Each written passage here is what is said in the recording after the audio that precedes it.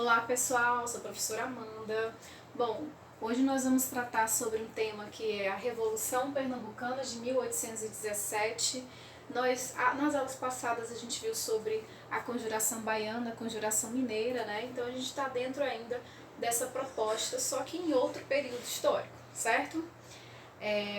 Nós já vamos ter aí acontecido o que, né, em 1817? Vocês já viram, né, inclusive assistiram um vídeo sobre a vinda da família real para o Brasil, né, que foi em 1808 e, claro, com isso veio grandes transformações no Brasil, né, até porque ele foi já elevado, né, para Reino Unido de Portugal e Algarves, e juntamente com isso teve a abertura dos portos, né, enfim, o Brasil já estava aí praticamente independente, né? A única coisa é que estávamos ainda sendo governados pela coroa portuguesa, mas já tinha independência econômica, né, e tudo mais. Porém, tinha um problema, né? Por quê? Porque a família real, quando chegou no Brasil, ela ficou situada na região, né, sudeste do Brasil, que foi principalmente na cidade do Rio de Janeiro, né? A cidade do Rio de Janeiro, como ela se colocou lá, né, se posicionou lá, o que acontece com as outras demais províncias? Principalmente as do Nordeste. O que vai acontecer? Não só nesse período, um pouco anterior a ele, né? O Nordeste ele já vai estar tendo uma decadência da elite na sua influência política e econômica no Brasil. Em que sentido? Ora mais, como é que essa elite, né, de Pernambuco ia ser atuante como ela era antes ainda, no início do processo da colonização no Brasil? Né, que o açúcar era, então, né, era a grande principal especiaria exportada lá para Portugal. Depois do ouro, né, tudo ficou mais difícil para o Nordeste.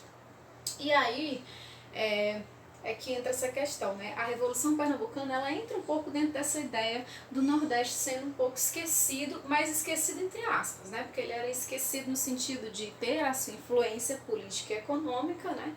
Mas eles sofriam altas cobranças de impostos. Esses impostos que eram cobrados pelas províncias, das demais províncias, ele era mais investido, esse recurso, esse dinheiro, era mais investido na cidade do Rio de Janeiro. Por isso que a gente viu uma série de modernizações na cidade do Rio de Janeiro, né?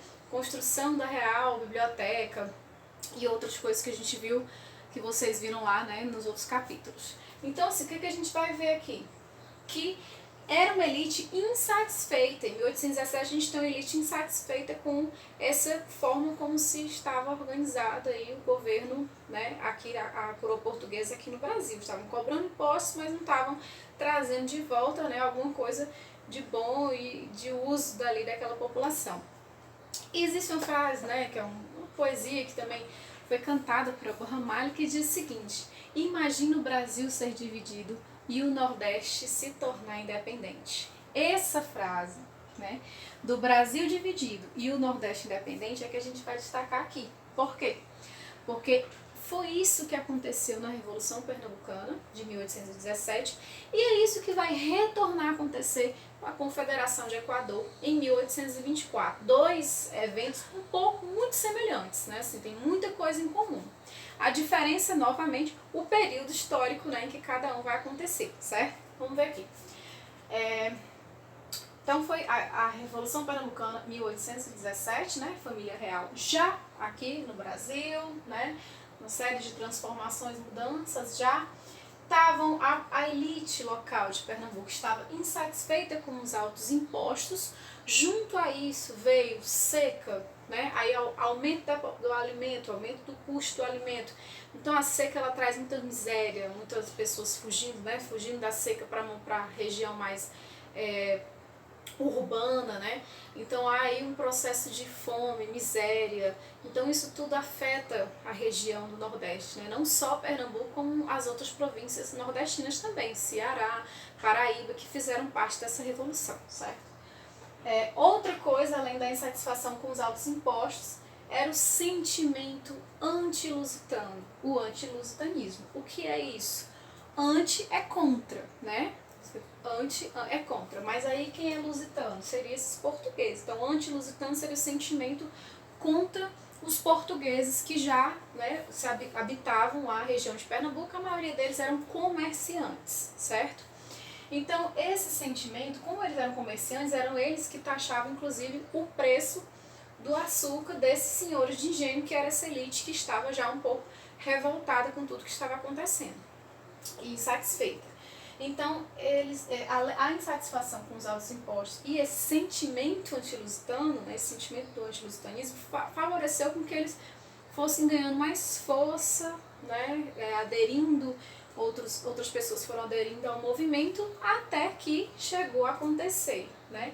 Diferente da Conjuração Mineira e Baiana, apesar de ter um pouco as mesmas ideias, que era o quê? Proclamar a independência e uma república pernambucana. Só que diferente da conjuração, né, dos outros conjurados, é que aqui de fato aconteceu. Mesmo que a durabilidade tenha sido de 2 meses somente, mas chegou a acontecer, importante ser dito, né? Então um grupo de militares chegaram a expulsar o governador, né? E aí eles tomaram o poder. Quando eles tomaram o poder, o que é que eles fizeram? Proclamaram a república pernambucana e junto a isso, né, as outras províncias assim também fizeram. Paraíba, Rio Grande do Norte, Ceará e Alagoas. Alagoas já fazia parte de Pernambuco, né, era como se fosse uma agregação já de Pernambuco. Só depois é que ele se tornou Alagoas, né, independente. Mas aqui a gente tem a junção do Nordeste, né? Então imagina o Brasil ser dividido e o Nordeste se tornar independente. Isso aí foi concretizado, né? Mesmo que tenha sido por 2 meses inicial, depois Confederação do Equador também vai ter mais um período, né? Mas assim, o que era, né? Assim, foi que eles fizeram nesse período? Construir a sua bandeira, essa bandeira que eu coloquei aqui, né? Que é a atual bandeira de Pernambuco, né? Tem a cruz, o sol, o arco-íris, aqui essa parte azul, essa parte branca, certo? Isso que é a bandeira que eles fizeram. Também aboliram os impostos, né? Principalmente os impostos mais altos. Defendiam, olha os ideais aí aparecendo, os ideais iluministas, ideais da Revolução Francesa, ideais da independência dos Estados Unidos, né? Que foi uma colônia, que era uma colônia, se tornou independente, como já mencionamos na Conjuração Mineira.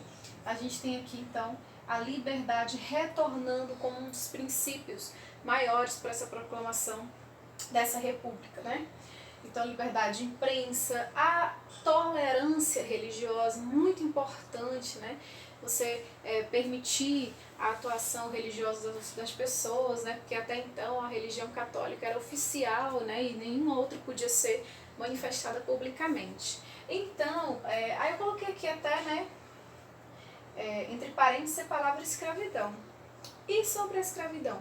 O que eles diziam, né? Entraram em contradição e esse foi um problema, né, para o movimento. O movimento enfraqueceu porque algumas pessoas queriam a abolição da escravidão e outras não. Como a maioria fazia parte do elite local e que inclusive fazia uso da mão de obra escrava, então eles não queriam acabar com a escravidão. Queria uma república, mas sem ser, né, abolida a escravidão. Uma república escravista, certo? E assim, gente, aqui no Ceará, a gente vai ter uma atuação forte de uma determinada família, que era a família Alencar, né? Representado pela Bárbara de Alencar, mulher assim, bem à frente do seu tempo, né? Juntamente com os seus filhos, que eram o padre Alencar e Tristão de Alencar. Então a gente tem a família Alencar participando aí dessa Revolução Pernambucana, certo? É só para mencionar, porque como alguns alunos dos 8º anos da tarde foram visitar o Forte Nossa Senhora da Assunção, lá teve, né, a visita à suposta prisão de Bárbara de Alencar. Né? Então, Bárbara de Alencar ela participou desse movimento da Revolução Pernambucana e depois, né, na Confederação do Equador, a gente vai ter novamente esse movimento com essas províncias e novamente alguns desses líderes. O que vai acontecer, gente, com essa, né, essa revolução? Ela vai obter esse, ela vai conseguir se manter, como eu falei, foram 2 meses. D. João VI logo enviou as tropas para acabar definitivamente com o movimento, né? Os principais líderes foram enforcados, né, por conta, era a penalidade da época, né, era a forma de punir, principalmente, né, alguns representantes, para que ninguém mais fizesse aquilo, né, era o enforcamento, porque era o crime de lesa majestade, né, contra a coroa portuguesa, certo? uma afronta, né, à coroa portuguesa. Então, mediante a isso, a gente tem o quê? Uma revolução que já buscava a independência, né, das suas províncias, no caso foram várias províncias que se uniram, né, quer dizer, o Nordeste que a gente conhece hoje, naquela época não existia a ideia de Nordeste, nem de Brasil, né, como eu já falei aqui, mas aqui existe aí a ideia, né, de que eles iam se juntar mesmo para se tornar um país independente, né, tanto do Brasil como de Portugal, certo? E aí, Amanda, o que vai acontecer, assim, depois foram presos e tudo mais, beleza.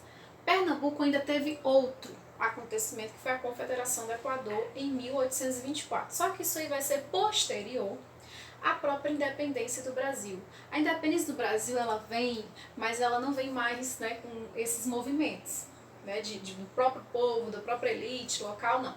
Vai ser com a figura de Dom Pedro I, filho de Dom João VI, né? O que vai acontecer? Vai ocorrer a Revolução Liberal do Porto, lá em Portugal, exigindo o retorno de Dom João VI para que ele assumisse, né, a coroa lá em Portugal, com várias restrições que antes ele não tinha, né? Ele teve que ir, porque senão ele ia perder o trono. E aí, quando ele foi, ele deixou aqui Dom Pedro I como príncipe regente, né? Regendo aqui o país enquanto ele estava lá em Portugal. Só que o certo era que ele, né, é quem mandava as ordens. Só que aconteceu, a elite local brasileira começou a pressionar Dom Pedro I, porque Portugal já estava pensando em retornar determinadas posturas coloniais ainda, explorar o Brasil como antes, e não dava mais para voltar, porque o Brasil já tinha, né, conquistado mais a sua independência econômica, política também, então já estava aqui uma elite se formando, e aí eles começaram a pressionar Dom Pedro, disse, Dom Pedro, é a hora, vamos se tornar independente, antes que isso seja feito de forma pior, né, como já tinha sido programado para isso.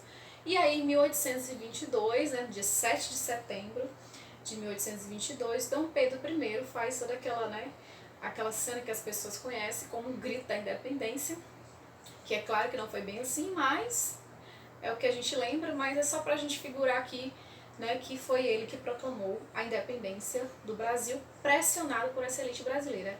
Bom, por enquanto é isso, tá certo? Então é importante a gente falar um pouco sobre essa Revolução Pernambucana, depois eu passo as atividades aí no grupo para vocês saberem como fazer, tá certo? Tchau, gente, até a próxima, abraço, já estou com saudades, muitas.